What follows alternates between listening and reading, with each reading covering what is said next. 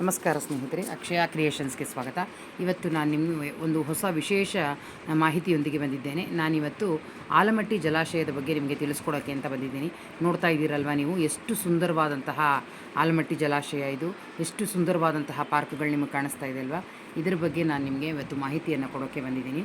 ನಾವು 1200 ಜನ ಆಸ್ಥಾ ಅನ್ನೋ ವಿಶೇಷ ಟ್ರೈನಿನಲ್ಲಿ ನಾವು ಅಯೋಧ್ಯೆಗೆ ಪ್ರಯಾಣ ಬೆಳೆಸಿದ್ವಿ. ಆ ಪ್ರಯಾಣದ ಮಧ್ಯೆ ನಮಗೆ ಸಿಗುವಂತಹ ಬಾಗಲಕೋಟೆ ಜಿಲ್ಲೆಯ ವಿಜಯಪುರದಲ್ಲಿ ಸಿಗುವಂತಹ ಈ ಆಲಮಟ್ಟಿ ಜಲಾಶಯ ನೋಡೋಕ್ಕೆ ತುಂಬ ಸುಂದರವಾಗಿದೆ. ಟ್ರೈನಿನಲ್ಲಿ ಎಷ್ಟು ಶಾಂತವಾಗಿರುತ್ತೆ. ಹಾಗಾಗಿ ನಾನು ನಿಮಗೆ ತಿಳಿಸ್ಕೊಡ್ಬೇಕು ಅಂತ ಆಸಕ್ತಿ. ಈ ಆಲಮಟ್ಟಿ ಜಲಾಶಯದ ಬಗ್ಗೆ ಸ್ವಲ್ಪ ತಿಳ್ಕೊಳ್ಳೋಣ ಸ್ನೇಹಿತರೆ. ನೋಡೋಣ. ಈ ಆಲಮಟ್ಟಿ ಜಲಾಶಯವನ್ನು 2005ರಲ್ಲಿ ಸ್ಥಾಪನೆ ಮಾಡಲಾಯಿತು, ಜುಲೈ ತಿಂಗಳಲ್ಲಿ. ಇದು 290 ಮೆಗಾವ್ಯಾಟ್ ಸಾಮರ್ಥ್ಯದೊಂದಿಗೆ ಈ ಜಲಾಶಯ ಆಲಮಟ್ಟಿ ಮಾಡಿತು. 25 ಮೆಗಾವ್ಯಾಟ್ಗಿಂತ ಹೆಚ್ಚು ಇರುವುದರಿಂದ ಯೋಜನೆಯು ಪ್ರಮುಖ ಆಕರ್ಷಣೆಯಾಗಿದೆ. ಆಲಮಟ್ಟಿ ಅಣೆಕಟ್ಟು ಪ್ರದೇಶದಲ್ಲಿ ಸುಮಾರು 7 ತಾರಸೀಯ ತೋಟಗಳನ್ನು ತಾಣವಾಗಿ ನಿರ್ಮಿಸಲಾಗಿದೆ. ಇದನ್ನು ನೀವು ನೋಡಬಹುದು. 7 ಪಾರ್ಕ್ಗಳ ತಾರಸೀಯ ತೋಟಗಳನ್ನು ಕೂಡ ನೀವು ಕಣ್ತುಂಬಿಕೊಳ್ಬೋದು. ಇಲ್ಲಿ ದೋಣಿ ವಿಹಾರ ಇದೆ, ಕಾರಂಜಿಗಳಿದೆ ಇತ್ಯಾದಿ ಇಲ್ಲಿ ಪ್ರಮುಖ ಆಕರ್ಷಣೆಯಾಗಿದೆ. ಈ ಅಣೆಕಟ್ಟಿನ ಒಂದು ಬದಿಯಲ್ಲಿ ರಾಕ್ ಹಿಲ್ ಎಂಬ ಒಂದು ಹೆಸರಿನ ಉದ್ಯಾನವನ ಇದೆ. ಇದು ಕೂಡ ಸೆರಾಮಿಕ್ ಕಾಡುಗಳೊಂದಿಗೆ ಕೃತಕ ಅರಣ್ಯವನ್ನು ಸಹ ಇದು ನಿಜವಾಗಲೂ ಒಂದು ಕಾಡಿಗೆ ಹೋದ್ವೇನೋ ನಾವು ಅನ್ನುವಷ್ಟು ನಮಗೆ ಭಾಸವಾಗುತ್ತೆ. ಆ ರೀತಿಯಲ್ಲಿ ನಮಗೆ ಈ ಅನುಭವವನ್ನು ನೀಡುತ್ತೆ. ಪ್ರಾಣಿಗಳಂತೂ ನಿಜವಾದ ಪ್ರಾಣಿಗಳೇನೋ ಅನ್ನೋ ಹಾಗೆ ನಮಗೆ ಭಾಸವಾಗುತ್ತೆ. ಇದನ್ನು ನೋಡೋದ್ರಿಂದ ನಿಮಗೆ ಎಷ್ಟು ಸಂತೋಷ ಆಗುತ್ತೆ ಅಂದರೆ ಸ್ನೇಹಿತರೆ ಹೇಳಲಿಕ್ಕೆ ಸಾಧ್ಯ. ಹಾಗೆ ಇದು ಇತ್ತೀಚೆಗೆ ಹೇಳಿ ಮಾಡಿಸಿದಾಗಿದೆ. ಇದನ್ನು ನೀವು ಚಳಿಗಾಲದಲ್ಲಿ ನೋಡಿದರೆ ತುಂಬ ಒಳ್ಳೆಯದು. ಯಾಕೆಂದರೆ ಚಳಿಗಾಲದಲ್ಲಿ ಇಲ್ಲಿ ಮಂಜು ಆಗಬಹುದು, ಶಾಸ್ತ್ರಿ ಸಾಗರ ಆವೃತವಾಗುವಂತಹ ಸಾಗರ ಬಿಳಿ ಸೆರಗನ್ನು ಹೊಂದಿಸಿದ ಹಾಗಾಗಿರುತ್ತೆ ಸೀರೆಯನ್ನು. ಅದಲ್ಲದೆ ಬಿಳಿ ಮಂಜಿನ ಪದರ ಮೇಲೆ ನಿಂತಿರುವಾಗ ಕಣ್ಣಿಗೆ ಅದೆಷ್ಟು ಮನೋಹರವಾಗಿರುತ್ತೆ ಅಂದರೆ ನೋಡೋಕ್ಕೆ ಕಣ್ಣು ಸಾಗಿಸುತ್ತೆ. ಕೂಡ ಇಲ್ಲಿ ಚಾರಣ ಮಾಡಬೇಕು ಅಂತ ಅಂದ್ಕೊಂಡ್ರೆ 2 ದಿವಸದ್ದು ಖಂಡಿತ ಇಲ್ಲಿ ಭೇಟಿ ಮಾಡಿ. ತುಂಬ ಸುಂದರವಾಗಿರುತ್ತೆ. ಇಲ್ಲಿ ದೋಣಿ ವಿಹಾರ ಕೂಡ ಇದೆ, ನೀವು ದೋಣಿಯಲ್ಲಿ ಕೂಡ ಹೋಗ್ಬೋದು. ಮತ್ತು ಕಾರಂಜಿಗಳಿದೆ, ತುಂಬ ಸುಂದರವಾದಂಥ ಕಾರಂಜಿಗಳು. ಅಲ್ಲೆಲ್ಲ ನೀವು ನೋಡ್ಬೋದು. ಮತ್ತು ದೋಣಿ ವಿಹಾರ ಮಾಡ್ಬೋದು. ಮತ್ತು ಈ ಪಾರ್ಕ್ಗಳನ್ನ ಒಂದೊಂದು ನೋಡೋದ್ರಿಂದ ತುಂಬ ಮನಸ್ಸಿಗೆ ಉಲ್ಲಾಸ ಸಿಗುತ್ತೆ. ಮಕ್ಕಳಿಗಂತೂ ತುಂಬ ಸಂತೋಷ ಆಗುತ್ತೆ. ಹಾಗೆಯೇ ಇಲ್ಲಿ ಇನ್ನೊಂದು ಪಾರ್ಕ್ ಇದೆ, ವಿಶೇಷವಾದದ್ದು ಲವಕುಶ ಅಂತ.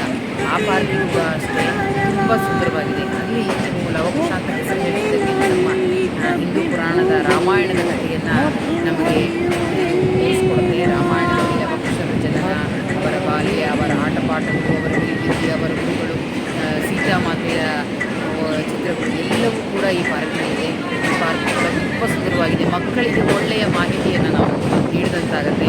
ಅದಲ್ಲದೆ ಈ ನೀರನ್ನು ನಾವು ನೋಡೋದ್ರಿಂದ ಮನಸ್ಸಿಗೆ ಒಂದು ಎಂಥದೋ ಹೇಳಲಾಗದಷ್ಟು ಆನಂದ ಸಿಗ್ತಾ ಇರುತ್ತೆ. ಈ ನೀರನ್ನು ನೀವು ನೋಡ್ತಾ ಇದ್ದರೆ ಮನಸ್ಸಿಗೆ ಏನೋ ಉಲ್ಲಾಸ, ಏನೋ ಸಂತೋಷ ಆಯಿತು. ದೋಣಿ ವಿಹಾರ ಮಾಡೋದ್ರಂತೂ ಅದ್ರ ಅಚ್ಚರಿಯನ್ನು ಕೇಳೋದೇ ಬೇಡ. ನಾವು ಟ್ರೈನಲ್ಲಿ ಪ್ರಯಾಣ ಮಾಡುವಾಗ ನದಿಯನ್ನು ನೋಡಿದಾಗ ನಿಜವಾಗ್ಲೂ ಅನ್ನಿಸ್ತು ಎಷ್ಟು ಸುಂದರವಾಗಿದೆ. ಇಲ್ಲಿ ನಿಜವಾಗ್ಲೂ ಭೇಟಿ ಕೊಡಬೇಕಿಲ್ಲ. ಖಂಡಿತ ನೀವು ಇಲ್ಲಿ ಹೋಗಬೇಕು ಅಂತ ಅಂದ್ಕೊಂಡ್ರೆ ಖಂಡಿತ ಇತ್ತೀಚೆಗೆ ಅಥವಾ 2-3 ದಿವಸ ನೀವು ಪ್ರಯಾಣ ಮಾಡಿದರೆ ಟ್ರಿಪ್ ಮಾಡೋದಕ್ಕೆ ಒಳ್ಳೆಯ ಜಾಗ. ಇಲ್ಲಿ ಹಾಗೆ ಸುತ್ತಮುತ್ತ ಹತ್ತಿರದಲ್ಲಿ ಬಾದಾಮಿ ಬನಶಂಕರಿ ಇದೆ, ಬನಶಂಕರಿ ದೇವಿ ಇದ್ದಾಳೆ. ಮತ್ತು ಐಹೊಳೆ ಇದೆ, ಪಟ್ಟದಕಲ್ಲಿದೆ. ಇವೆಲ್ಲ ನಮ್ಮ ಹಿಸ್ಟಾರಿಕಲ್ ಪ್ಲೇಸ್ಗಳು, ನೋಡಬೇಕಾದಂಥ ಸ್ಥಳಗಳು. ಇದನ್ನೆಲ್ಲ ಕೂಡ ನೀವು ಕವರ್ ಮಾಡ್ಕೊಂಡು ತುಂಬ ಸುಂದರವಾದಂತಹ ಜಾಗ. ಚಳಿಗಾಲದಲ್ಲಿ ಹೋಗೋದನ್ನು ಮರಿಬೇಡಿ ಸ್ನೇಹಿತರೆ. ಏಕೆಂದರೆ ಚಳಿಗಾಲದಲ್ಲಿ ಹೋದಾಗ ಇದನ್ನು ನೋಡುವಂತಹ ಆನಂದ ಅಷ್ಟಿಷ್ಟಲ್ಲ. ಬೇಸಿಗೆಯಲ್ಲಿ ಹೋಗೋದು ಯಾಕೆ ಬೇಡ ಅಂದರೆ ತುಂಬ ಬಿಸಿಲಿರೋದ್ರಿಂದ, ಇದು ತುಂಬ ಬಿಸಿಲಿರುವಾಗ ನೀರು ಅಷ್ಟಾಗಿ ಇರೋಲ್ಲ. ಹಾಗಾಗಿ ನಿಮಗೆ ನೋಡಿದ ಆನಂದ ಸಿಗೋದಿಲ್ಲ. ಹಾಗಾಗಿ ನೀವು ಚಳಿಗಾಲದಲ್ಲಿ ಹೋದರೆ ಇದರ ಆನಂದ ನಿಮಗೆ ಹೇಳ್ತಿರೋದು ತುಂಬ ಚೆನ್ನಾಗಿದೆ ಸ್ನೇಹಿತರೆ. ನೀವು ಇಲ್ಲಿಗೆ ಭೇಟಿ ಮಾಡ್ತೀರಾ ಅಂತ ಅಂದ್ಕೊಂಡಿದ್ದೀನಿ.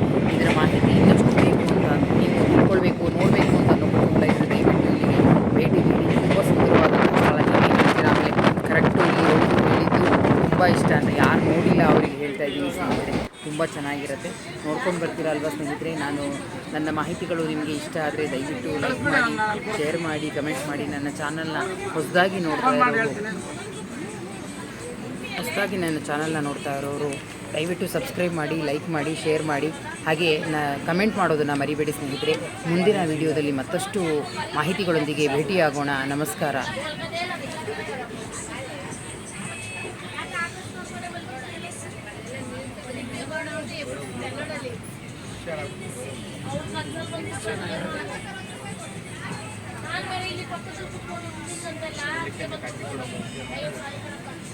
ಎಲ್ಲಿ ಕಳ್ಸಿದ್ದು ಇಲ್ಲಿ ಬೀಳ್ತದ ಏನು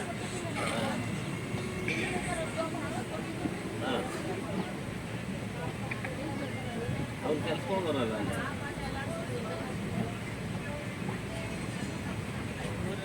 5,000 ಕೊಡ್ರಿ ಕಳಿಸ್ರಿ ನನಗೆ ಯಾರು